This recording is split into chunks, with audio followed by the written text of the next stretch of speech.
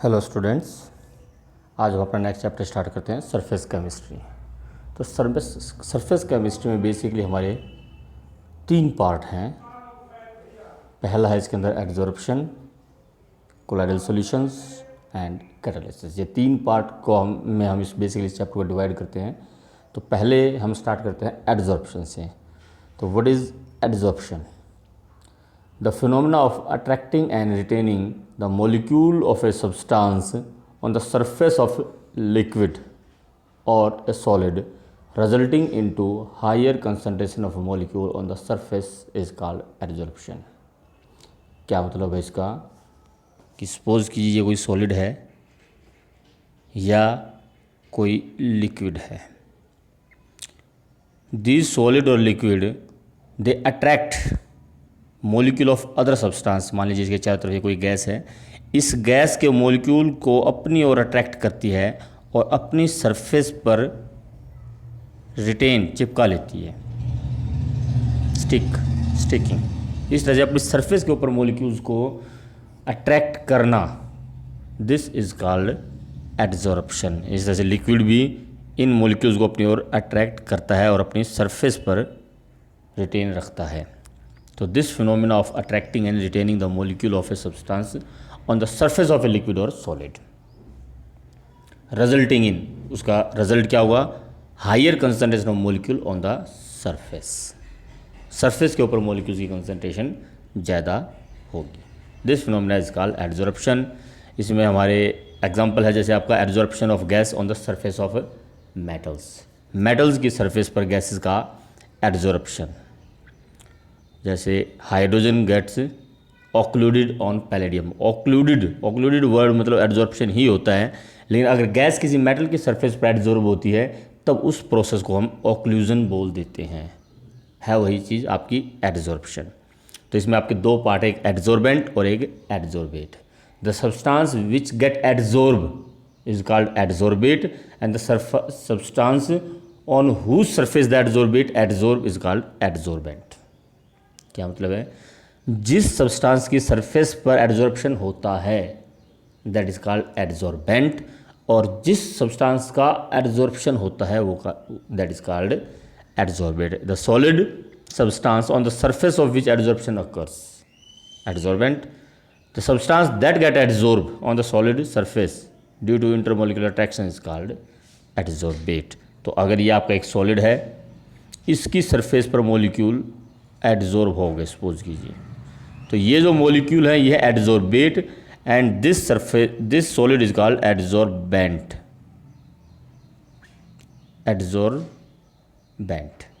तो this solid is called adsorbent and molecule which get adsorb are called adsorbate. तो adsorption is a surface phenomena.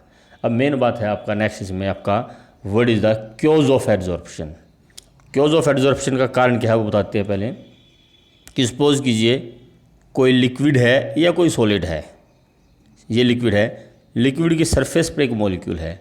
Now this molecule is attracted by another molecule present in the bulk. यहाँ कोई molecule है वो भी इसको अपनी ओर attract करेगा, इस तरफ यहाँ कोई मॉलिक्यूल है वो भी अपनी ओर अट्रैक्ट करेगा, यहाँ कोई मॉलिक्यूल है वो भी इसको अट्रैक्ट करेगा, यहाँ कोई मॉलिक्यूल है वो भी अट्रैक्ट करेगा। लेकिन ऊपर की तरफ देखा जाए तो वेपर फेस में इस लिक्विड के कुछ मॉलिक्यूल्स होते हैं, ये मॉलिक्यूल भी इसको अट्रैक्ट करते हैं, लेकिन वेपर फेज में मॉलिक्यूल कम है, नीचे बल्क के अंदर मॉलिक्यूल्स ज़्यादा होते हैं। तो कुल मिलाकर फोर्स ऑफ अट्रैक्शन नीचे की तरफ ज़्यादा होती है, ऊपर की तरफ फोर्स ऑफ अट्रैक्शन कम होती है। और इन्हीं अनबैलेंस्ड फोर्सेस की वजह से ही it have tendency to attract the molecule of other substance on its surface. A molecule at the surface of a liquid solid is attracted by the large number of molecules lying below and by a few molecules in vapor state। जो नीचे molecule हैं बहुत ज़्यादा है वो ज़्यादा attract करते हैं, ऊपर मोलिक्यूल्स कम है तो ऊपर की ओर अट्रैक्शन कम होती है। Thus there is a net inward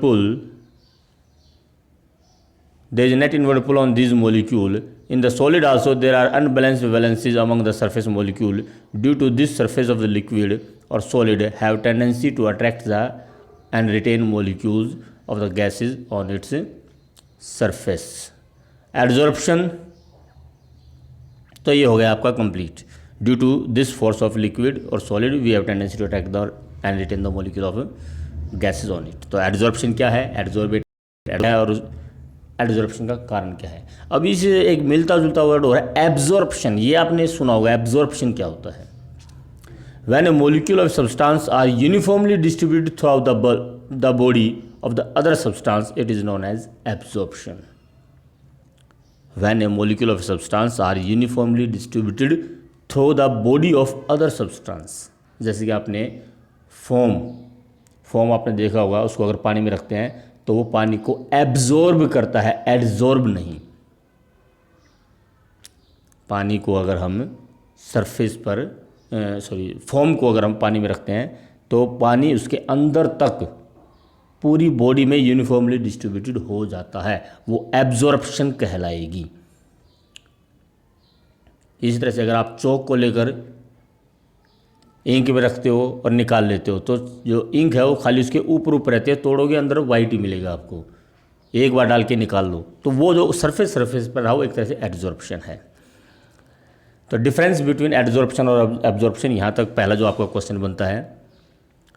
Absorption, it is a phenomena as a result of which species of one substance is uniformly distributed throughout the body of the other substance. ये इसकी definition है. The concentration is same throughout in the bulk and as well as on the surface. दोनों तरफ concentration uniform होती है, bulk मतलब अंदर की तरफ और surface पर दोनों तरफ. It is a bulk phenomena and absorption proceed with uniform rate. बिल्कुल इसमें डिफरेंस में अगर आप आओगे तो एडजॉर्प्शन बिल्कुल इसका अपोजिट ही आएगा. पहले इसकी definition, it is the phenomena as a result of which the species of one substance get concentrated mainly at the surface of the substance. Concentration of the adsorbate on the surface of adsorbent is different from that in the bulk. यहाँ पर concentration same रहती है, यहाँ पर bulk में different होगी, surface पर different होगी. It is a bulk phenomena, जबकि adsorption is a surface phenomena. Absorption proceed with uniform rate, adsorption is rapid in the beginning and rate slowly decreases. तो इंपॉर्टेंट क्वेश्चन है ये, what is the difference between adsorption and absorption. इसके बाद इसमें कुछ definitions और भी हैं. Positive adsorption and negative adsorption. When concentration of adsorbate is more on the surface of adsorbent than in the bulk is known as positive, and when concentration of adsorbate is less on the surface related to the its concentration in the bulk, it is called negative adsorption. Basically adsorption होती क्या है कि surface पर concentration ज़्यादा होती है, bulk में ये किसी दूसरे सब्सटेंस के मॉलिक्यूल्स हैं, सरफेस पर ज़्यादा हैं, बल्क में बहुत कम है. तो ये हमारी पॉजिटिव एडजॉर्प्शन है. लेकिन अगर अपोजिट हो जाए, अंदर बहुत ज़्यादा कंसंट्रेशन हो जाए और बाहर कंसंट्रेशन कम हो, तो वो जाती है नेगेटिव. एब्जॉर्प्शन में कंसंट्रेशन यूनिफॉर्म होती है, सरफेस पर भी और अंदर भी. अभी देखिए यहाँ पर अंदर कंसंट्रेशन काफ़ी ज़्यादा है, बाहर कम है, तो ये नेगेटिव एब्जॉर्प्शन, क्योंकि एब्जॉर्प्शन में बाहर ज़्यादा, सरफेस पर ज़्यादा होती है. इस तरह से एक है डिजॉर्प्शन. डी वर्ड जहाँ पर भी लगता है मोस्टली, ऑर्गेनिक केमिस्ट्री में या आपने पढ़ा होगा, उसका मतलब होता है removal.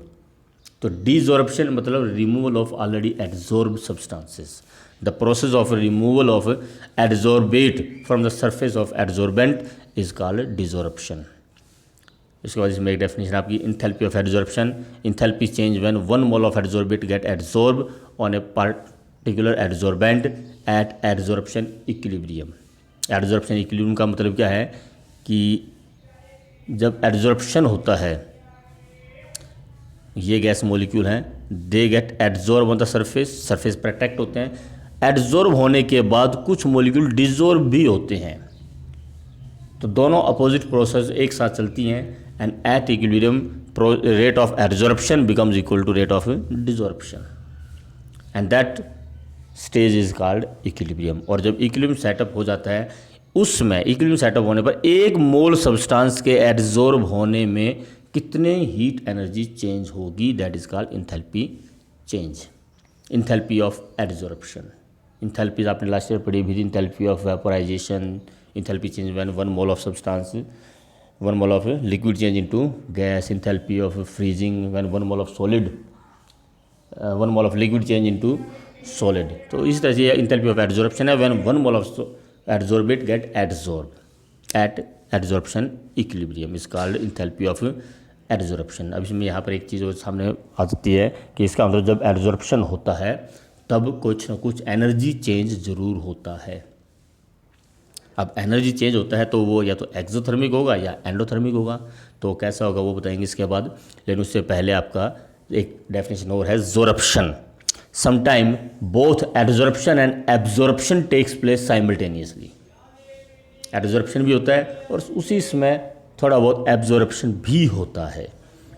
A particular substance distributed through the bulk of the other substance and at the same time its concentration also increases at the surface, this is called sorption. अगर दोनों हो रही हैं एडजॉर्प्शन भी और एब्जॉर्प्शन भी, तब हम उसको ना तो डिजॉर्प्शन ना उसको हम एडजॉर्प्शन बोलेंगे ना एब्जॉर्प्शन बोलेंगे, तब उसको हम ज़ोरप्शन बोलेंगे। चलिए जी, ये जो क्वेश्चन था मैं कह रहा था कि वो एक्सोथर्मिक होती है एंडोथर्मिक होती है। तो most of the absorption reactions are exothermic in nature. Y?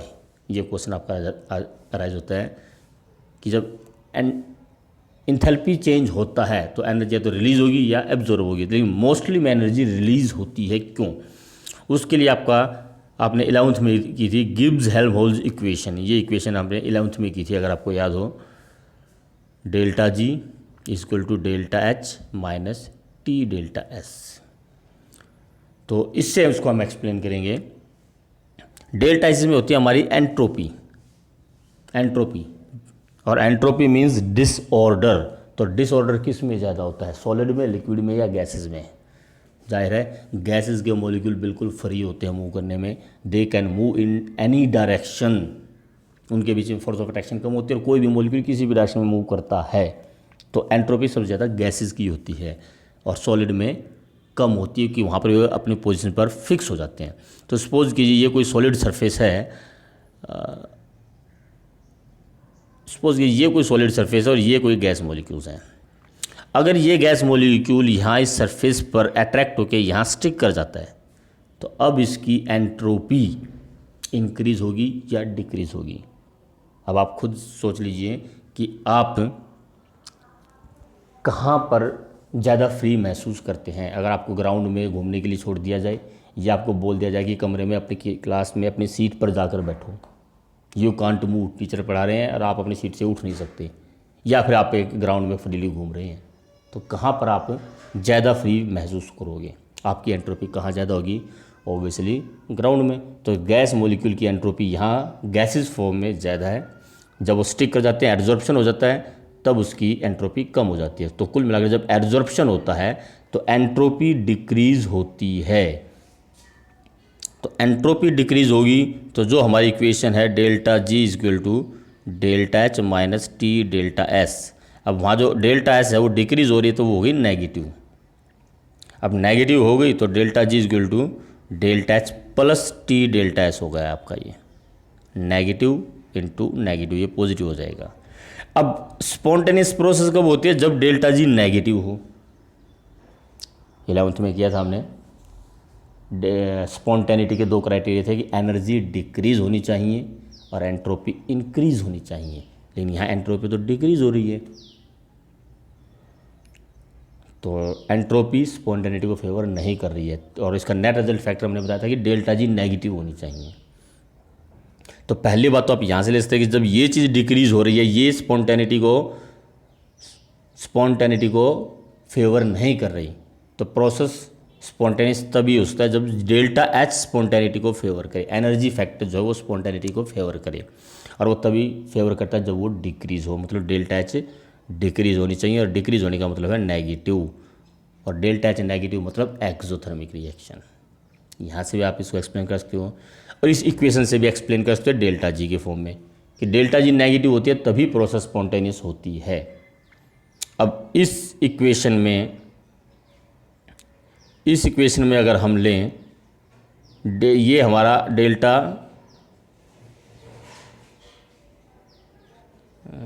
Ji is equal to delta H minus T minus delta H तो नेगेटिव है ही, तो ये ओवरऑल हो जाएगी हमारी delta H plus T delta H. अब इसमें डेल्टा जी नेगेटिव कब हो सकता है?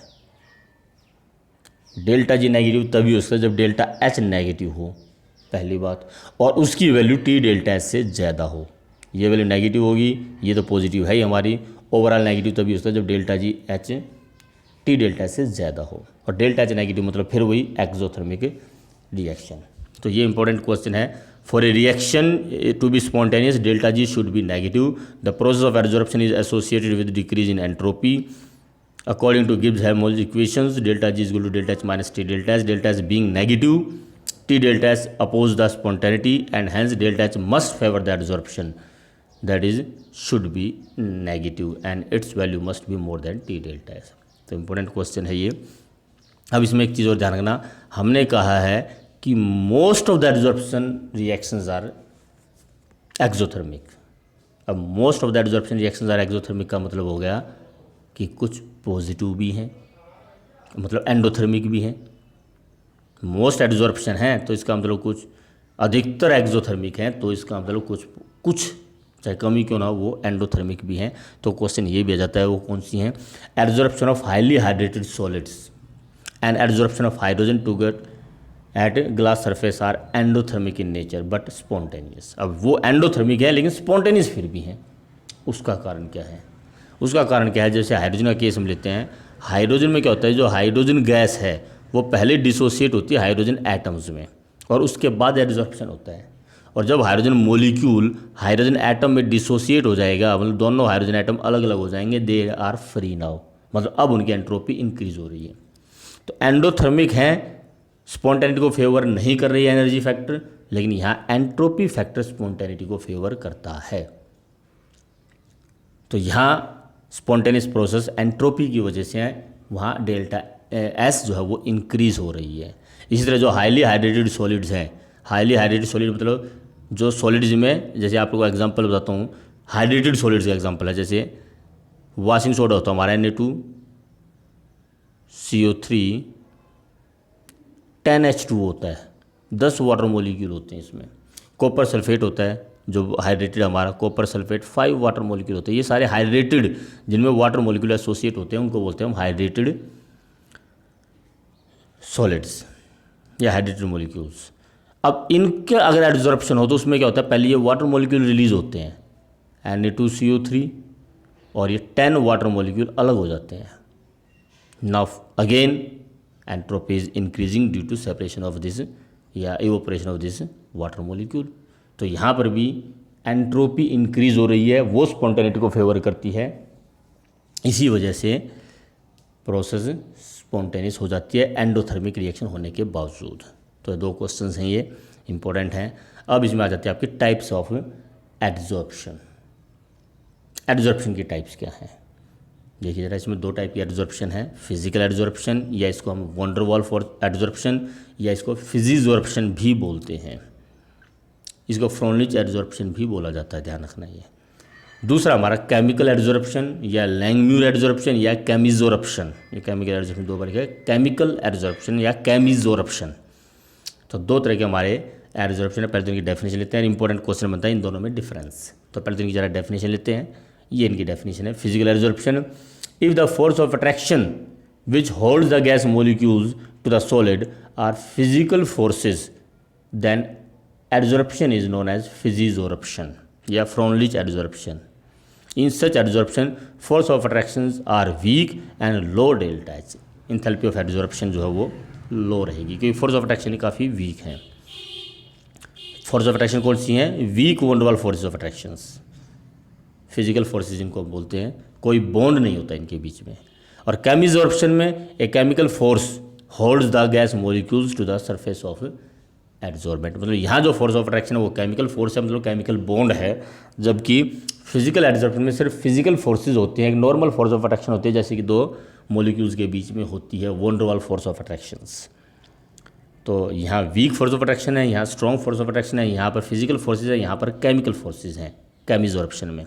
फिजिकल एड्जॉर्प्शन में फिजिकल फोर्सेज हैं, केमिकल एड्जॉर्प्शन में केमिकल फोर्सेज हैं, केमिकल बॉन्ड होता है।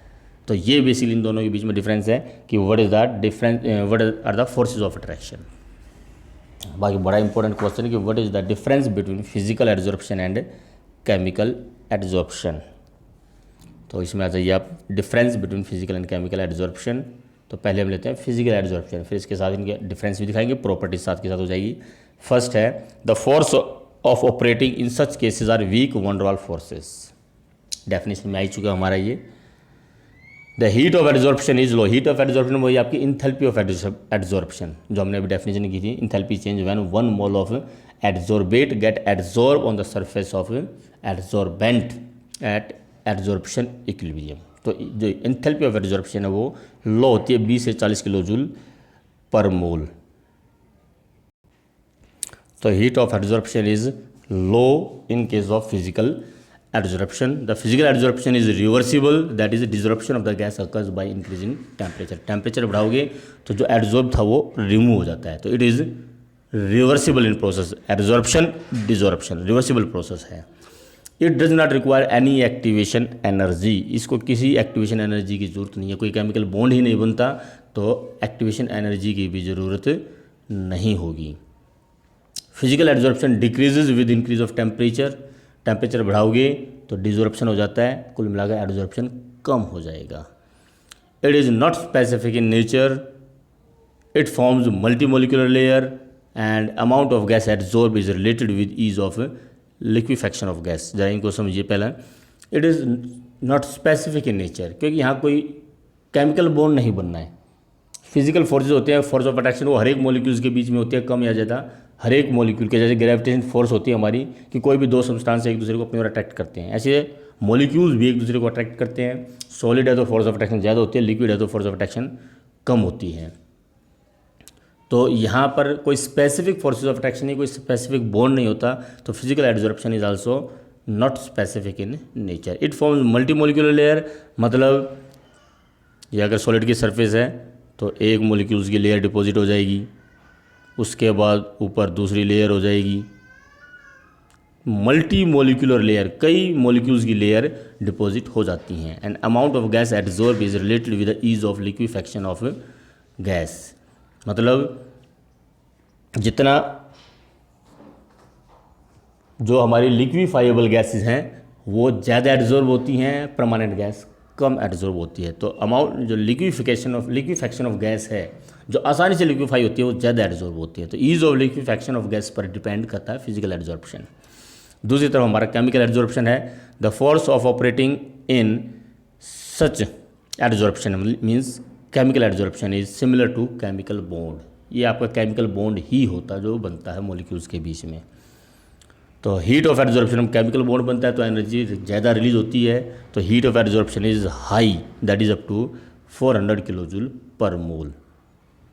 Chemical adsorption is irreversible, chemical bond बन चुका होता है, अब डिजॉर्प्शन अगर होगा तो पूरी की पूरी सरफेस जो एडजॉर्बेंट की मॉलिक्यूल्स की सरफेस थी वो भी रिमूव होती है। एज सच रिमूव नहीं होगा जैसे कि स्टिक किया और रिमूव हो गया, ऐसा नहीं होता, फिर कोई ना कोई केमिकल चेंज हो जाता है अगर आप उसको डिजॉल्व करते हैं तो ये इरिवर्सिबल नेचर की होती है। It requires activation energy, chemical bond बनता है तो एक्टिवेशन एनर्जी की रिक्वायरमेंट भी होगी। It first increase with increase of temperature then decrease. अब ये ध्यान रखना, यहाँ पर क्या था, physical adsorption decrease with increase of temperature, ये पहले इंक्रीज होता है फिर डिक्रीज होता है। तो ये भी इसमें क्वेश्चन बनता है कि एडजॉर्प्शन टेम्परेचर के साथ डिक्रीज क्यों होता है, पहला क्वेश्चन। केमिकल एडजॉर्प्शन पहले इंक्रीज होगी फिर डिक्रीज होता है क्यों, तो ये क्वेश्चन भी अराइज होता है, करेंगे इसको। इसके बाद हम it is specific in nature, दो मॉलिक्यूल्स के बीच में केमिकल बॉन्ड बनना है तो ये स्पेसिफिक होगा। इट फॉर्म यूनिमोलिकुलर लेयर, सिर्फ सिंगल लेयर ही बनती है इसके अंदर, मल्टी मोलिकुलर लेयर नहीं बनती। अब मल्टी मोलिकुलर क्यों नहीं बनती कि अगर आपकी ये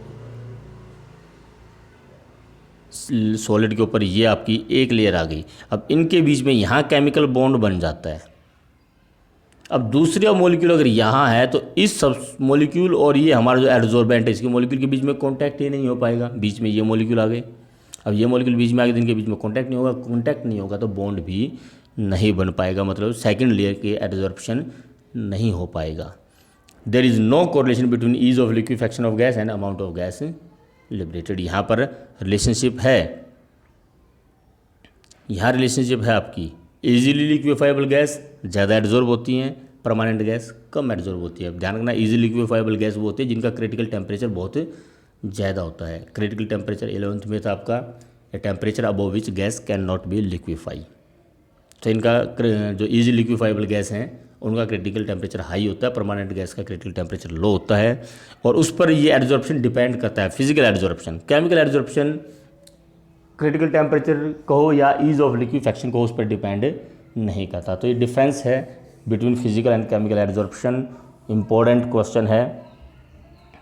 अब इसमें एक चीज़ और ध्यान रखनी है आपको कि सरफेस एरिया और प्रेशर अगर हम इंक्रीज करते हैं तो एड्जॉर्प्शन इंक्रीज ही होगा, चाहे वो फिजिकल हो या केमिकल हो। Both physical and chemical adsorption increase with increase of surface area and pressure. तो ये डिफरेंस है, इसमें इंपॉर्टेंट क्वेश्चन है। अब इसमें आ जाता है आपका फैक्टर्स अफेक्टिंग एड्जॉर्प्शन।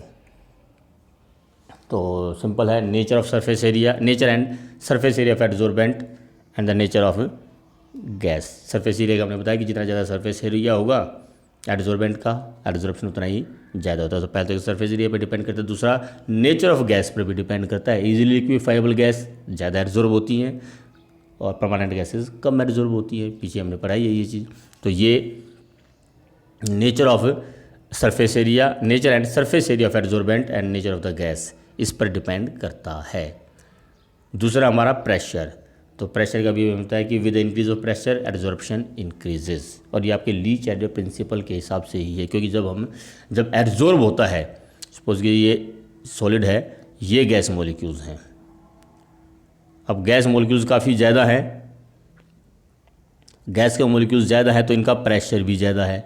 लेकिन अगर ये एड्जॉर्ब होनी शुरू हो जाए, एड्जॉर्ब हो गए तो सपोज कीजिए ये यहाँ के मॉलिक्यूल यहाँ एड्जॉर्ब होने शुरू हो जाएंगे, तो वहाँ के मॉलिक्यूल जब नीचे आएंगे तो ऊपर के मॉलिक्यूल्स कम होते चले जाएंगे। अब वो ऊपर के मॉलिक्यूल कम हो गए तो यहाँ पर प्रेशर भी कम हो गया। तो according to Leach Attlee principle, अब ये मॉलिक्यूल यहाँ जो कम हुए हैं वो यहाँ पर बढ़ गए, ऊपर से मॉलिक्यूल कम हो गए वो यहाँ पर स्टिक कर गए।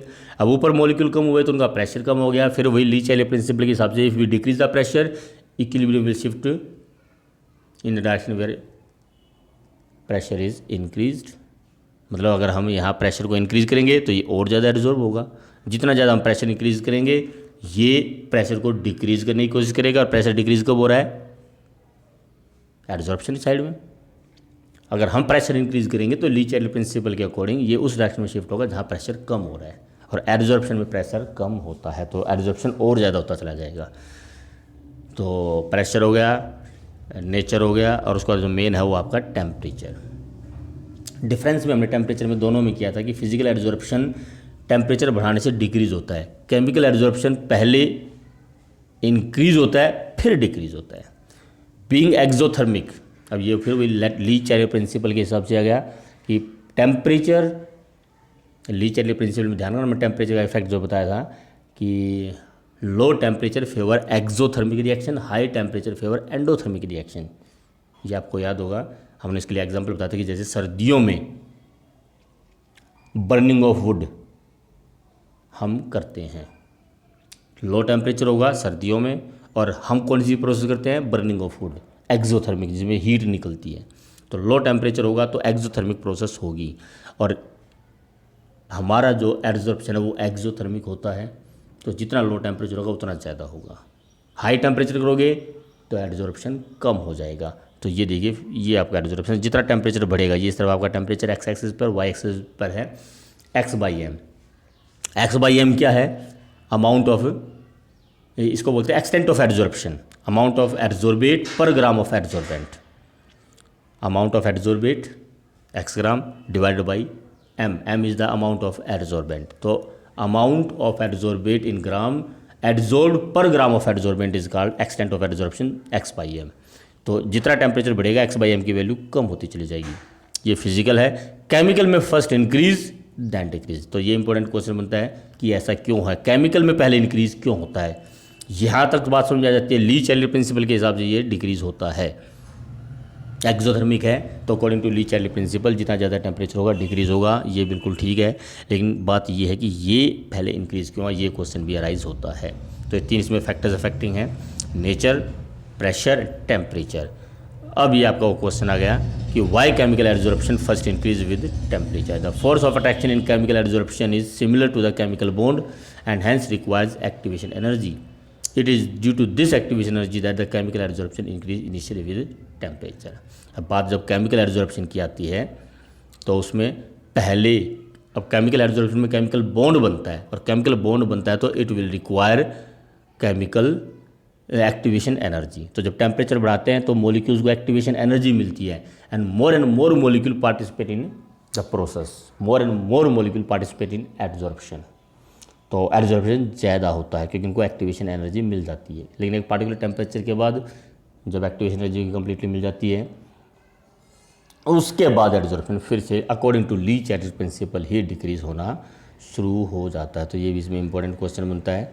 तो ये हमारा अब तक का था आज का जो है difference physical and chemical absorption, और ये जो क्वेश्चंस हैं इंपॉर्टेंट क्वेश्चन इनको करो। अब इसके बाद नेक्स्ट आता है एब्जॉर्प्शन आइसोटोप, वो हम अपनी नेक्स्ट वीडियो में लेंगे। आज यहाँ तक का करते हैं। Thank you.